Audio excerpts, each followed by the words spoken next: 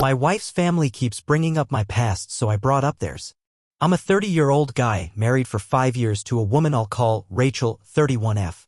From day one, her family never liked me. I wasn't born with a silver spoon like them. I grew up in a blue-collar family. My dad was a mechanic, my mom cleaned houses.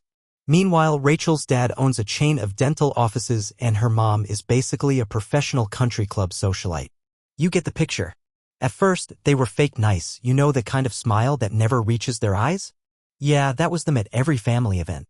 But the longer Rachel and I were together, the more openly hostile they got. And their favorite hobby? Reminding me of every mistake I've ever made. Lost my first job at 23 after a stupid bar fight? Her dad brought it up every Thanksgiving like it was a funny story. Well, at least you're not punching people anymore, right, son? Filed for bankruptcy after a failed business at 26? Her aunt once made a funny toast at a family barbecue about learning from our poor investment choices. They love to humiliate me and Rachel just laughed it off. Every time. Or worse, sometimes she'd join in. I tried to ignore it at first. They're just joking, Rachel would say, rolling her eyes. Don't be so sensitive. So I swallowed it down. Again and again. But over the years it started wearing me down. Especially when Rachel herself started weaponizing my past. We'd get into normal married people arguments about dishes or bills and suddenly she'd be like, maybe if you had finished college, you'd be better at this whole adulting thing. It stung. Every time. And the thing was, I loved her. I thought she was stressed or just under pressure from her family. I made excuses. God, I made so many excuses. Then came the night that planted the real seed of doubt in my mind. It was Christmas Eve at her parents' massive house, like, think marble floors and chandeliers big enough to crush you if they fell. Everyone was drinking, being fake friendly, and out of nowhere, her brother Jake makes a joke about how I probably only married Rachel for her family's money. I laughed it off. Again. But then I saw Rachel. She didn't defend me. She just smirked. That same cold, arrogant little smirk I hadn't seen before we got married. Like she thought it was funny too. That night in bed, I asked her about it.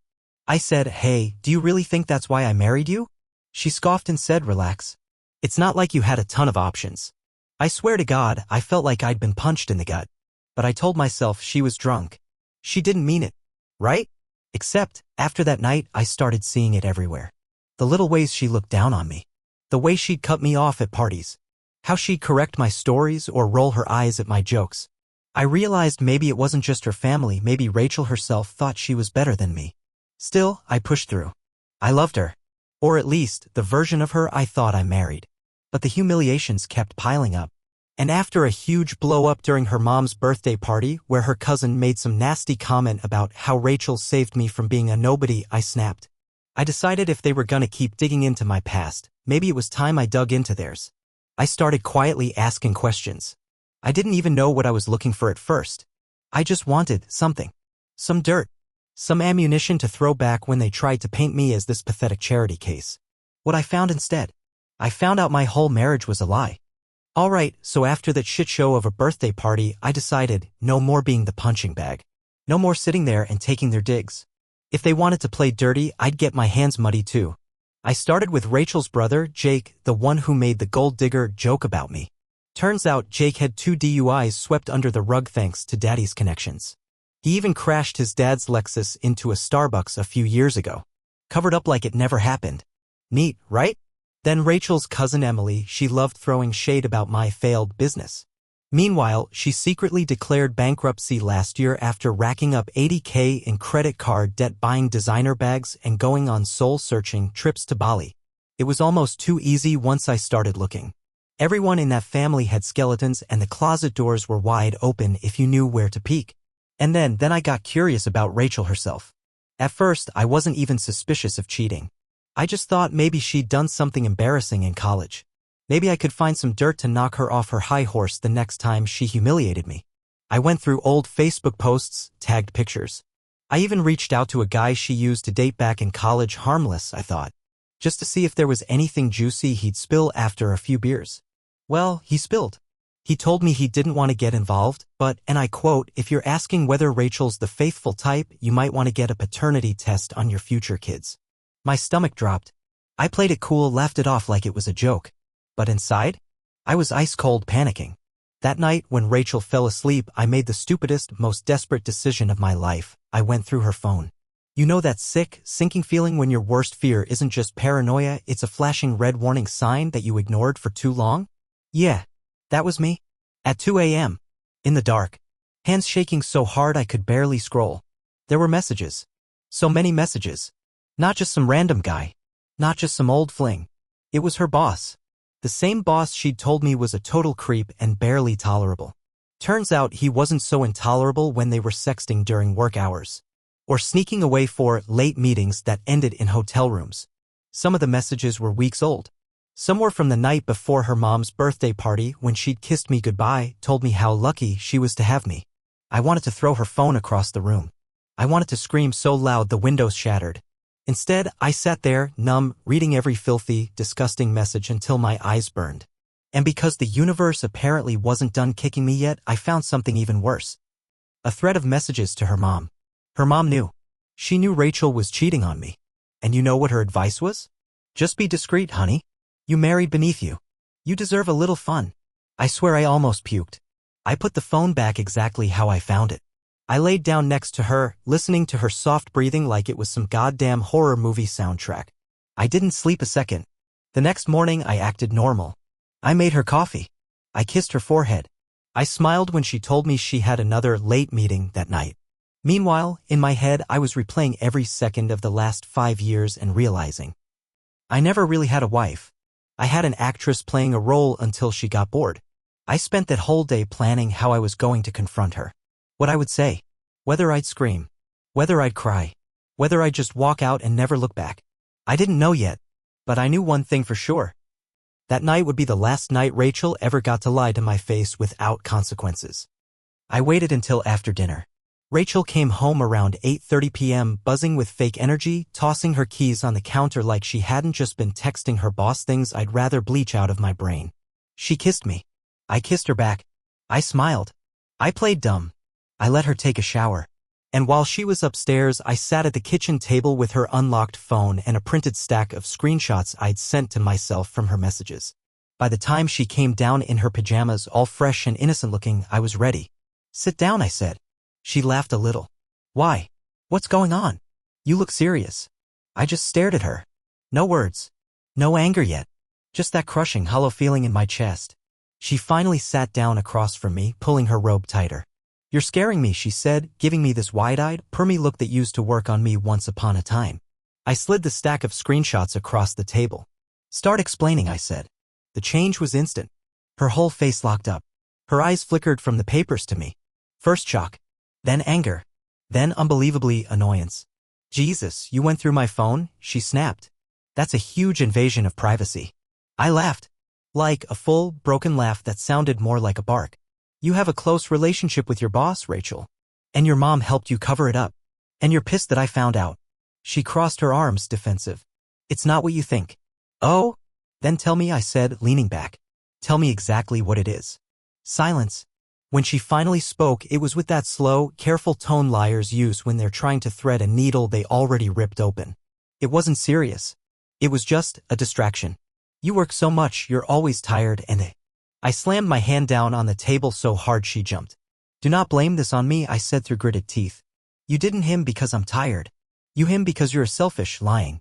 Her mouth opened. Closed. And then the real Rachel came out. She sneered.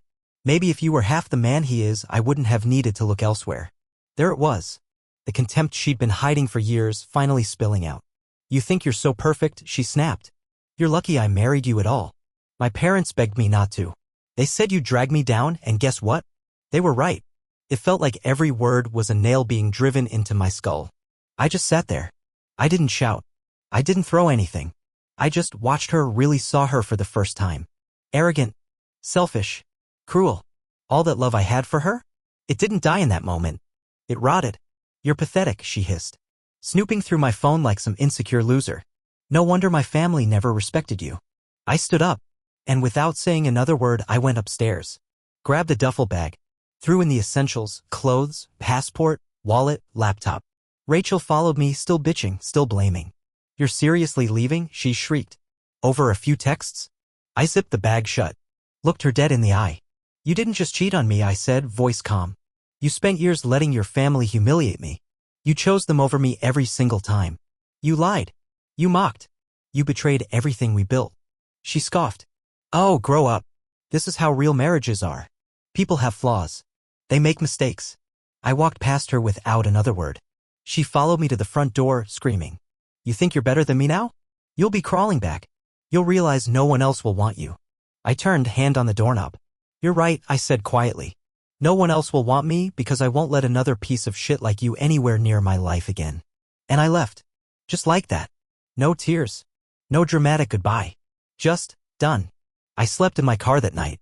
I sat under a dead streetlight with the windows cracked, staring at the stars I could barely see through the city haze, wondering how the hell I let myself live in such a lie for so long. The anger was gone. The sadness too. What was left was something worse. Disgust. The next morning, I woke up to 37 missed calls. Half were from Rachel. The rest were from her mom, her dad, her brother Jake, even a few unknown numbers I'm pretty sure were her friends trying to gang up on me. I didn't answer a single one. I just sat there in my car, parked outside a grimy gas station, sipping the worst coffee of my life, feeling like a ghost trapped in my own skin. I had nowhere to go. My apartment, the one Rachel and I shared, felt like enemy territory. My parents were a 5-hour drive away. I had a couple friends nearby, but nobody close enough that I could just crash with them without explaining everything, and I wasn't ready for that yet. So I drove. No real destination, just endless stretches of freeway and radio static. Somewhere around noon, my phone buzzed again. This time, it was a text from Rachel. Please come home. We can talk about this like adults. I love you. We can fix this. Followed by, you're overreacting. It was nothing. You're throwing away our marriage over nothing. And then, if you don't come home, I'll tell everyone you were abusive. That one hit like a good punch. Not because it was true, it wasn't, but because she was willing to go nuclear to protect herself. Willing to destroy my life completely if I didn't roll over and pretend none of this happened. That was when the numbness really started to set in.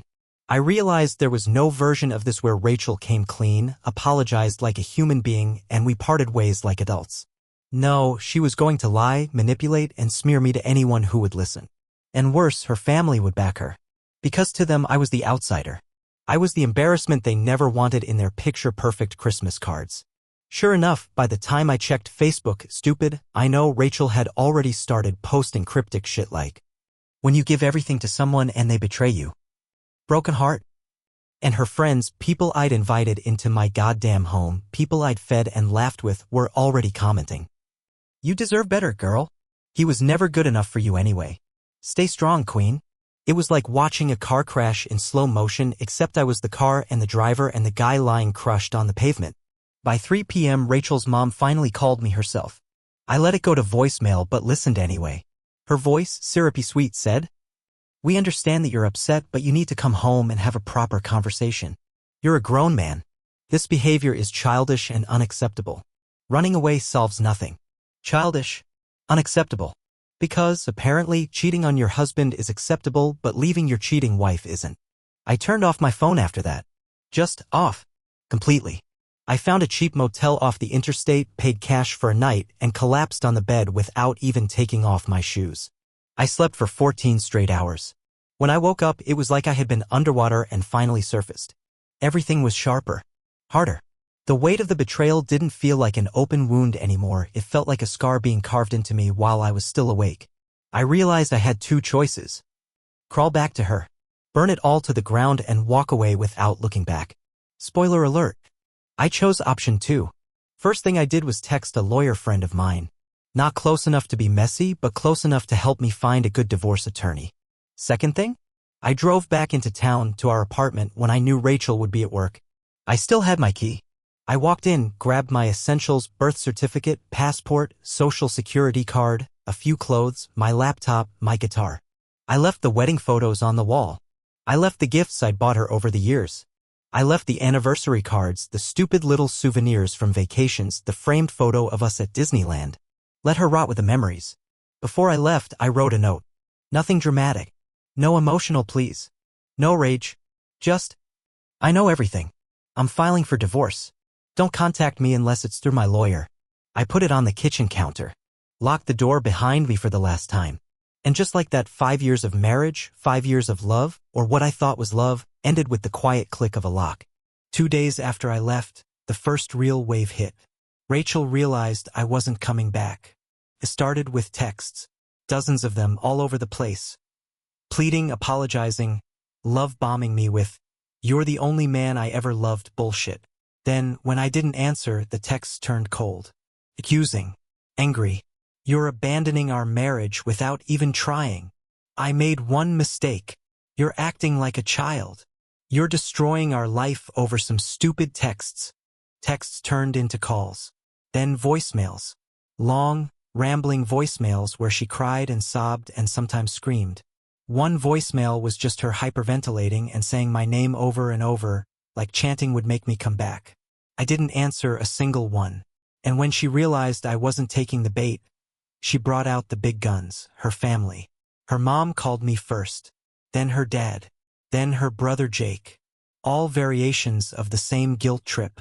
Rachel's distraught. She's not eating. She's depressed. Don't throw your marriage away over something so trivial. Be a man. Jake, the guy who used to mock me to my face, actually had the balls to text me, "Bro, nobody's perfect. Women cheat sometimes. Get over it." I almost threw my phone into the river when I read that one. The most surreal part? They honestly seemed more angry about the embarrassment I was causing them than about the fact their daughter destroyed our marriage. See, in their world, appearances are everything. Behind closed doors, you can cheat, lie, beat the hell out of each other, whatever. As long as the Christmas cards look good, as long as the neighbors think you're perfect, it's all fine. I wasn't just leaving Rachel. I was blowing up their entire little fairy tale. They couldn't allow that. Rachel's mom even called my parents, who barely even knew her, to explain the situation. Fortunately, my mom answered the phone. And my mom, bless her quiet, steel-spined soul, said, "We raised our son to have dignity. Goodbye, Mrs. Whitmore," and hung up. Rachel escalated after that.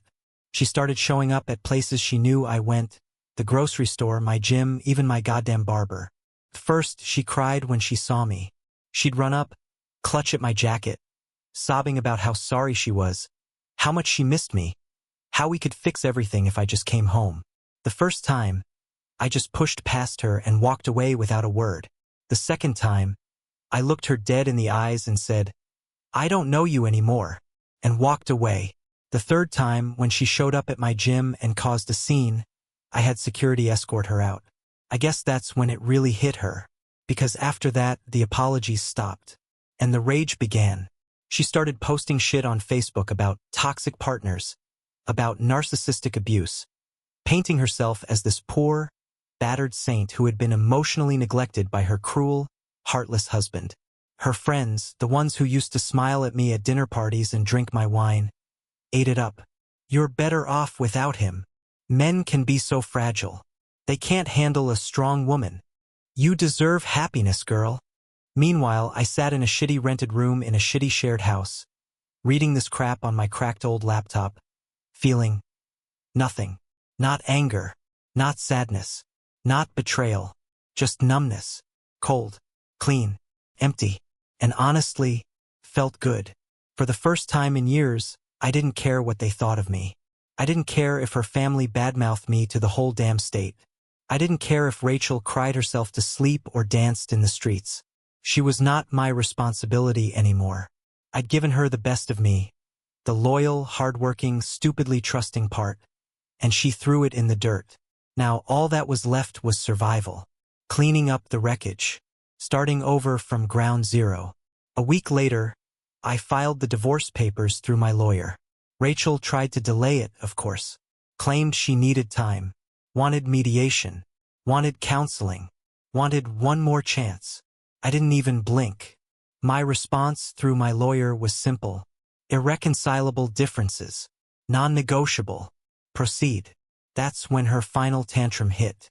She started emailing me daily, alternating between begging, "Please, I love you, I can change," threatening, "I'll make sure you regret this," guilt-tripping, "You're heartless. You promised me forever," manipulating, "You're not the man I married. You've changed. No shit, Rachel. I had changed. She made sure of it. The divorce dragged on for 3 miserable months. Rachel did everything she could to slow it down. First, she tried stalling with marriage counseling demands. When that didn't work, she contested the filing, claiming emotional distress and loss of lifestyle. Loss of lifestyle. Like she hadn't been sneaking around in hotel rooms with her boss while I was working 60-hour weeks to give her that lifestyle. I didn't even bother getting angry anymore. I let my lawyer handle it. I gave him one instruction. I want clean. No fighting over furniture. No fighting over money. Just end it. The good news? We didn't have kids. The bad news? Rachel still thought she was entitled to half of everything I owned, including the modest savings account I had built with the dream of putting a down payment on a house someday. She actually demanded spousal support. Spousal support. The woman who told me I was lucky she married me. The woman who slept with her boss behind my back. The woman whose family treated me like dirt at every family gathering. She thought I should pay her for the privilege of being betrayed. My lawyer laughed out loud when he read her demands. He said it was pretty standard in toxic divorces. The guilty party scrambles to spin the story once they realize they don't have the power anymore. We fought it in court. It wasn't easy. Rachel cried crocodile tears about how I abandoned her, how I was emotionally unavailable, how I withheld affection to punish her. I sat there at the defendant's table dead-eyed while she painted me as a monster. The same girl who used to fall asleep on my chest and whisper how safe she felt with me now described me like I was a jailer she had to escape. She brought witnesses too, her friends, her cousins, even her asshole brother Jake. All of them told stories that twisted the truth until it was unrecognizable. But it didn't matter. I had the screenshots. I had the proof of her affair. And most importantly, I had patience. I let her dig her own grave. Lie after lie after lie, under oath, until even the judge's face started to tighten with irritation. In the end, the court ruled in my favor. No spousal support. Each side keeps what they brought into the marriage. Each side leaves with what's under their own name. Clean. Done. Rachel stormed out of the courtroom like a hurricane, tears and mascara smeared down her face. She didn't even look at me. Good. I didn't want her fake apologies. I didn't want her hate. I didn't want anything from her, not anymore. When I finally walked out into the cold November air, divorce papers in my hand, it hit me. I was free. Not just from her. From all of it. From the constant judgment. From the fake smiles at her family's parties. From the little jabs about my career, my clothes, my background. From the way she made me feel like loving her was something I had to earn every single day. I got into my beat-up Honda, stared at the windshield for a long time, and finally let myself cry. Not because I missed her. Not because I regretted anything. I cried because for the first time in years I could actually breathe. The weeks after the divorce were strange. Quiet. Lonely sometimes. But peaceful. I rented a tiny studio apartment across town.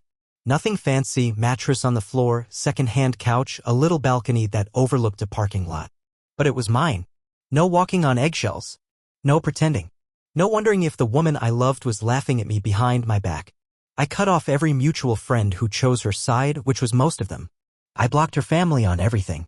I deleted all the photos, boxed up the wedding album, left it on the curb for the trash pickup. I started going back to the gym. Started eating real meals again instead of living off gas station sandwiches and rage. Started reading books I'd forgotten I loved. Started remembering who I was before Rachel's world swallowed me whole.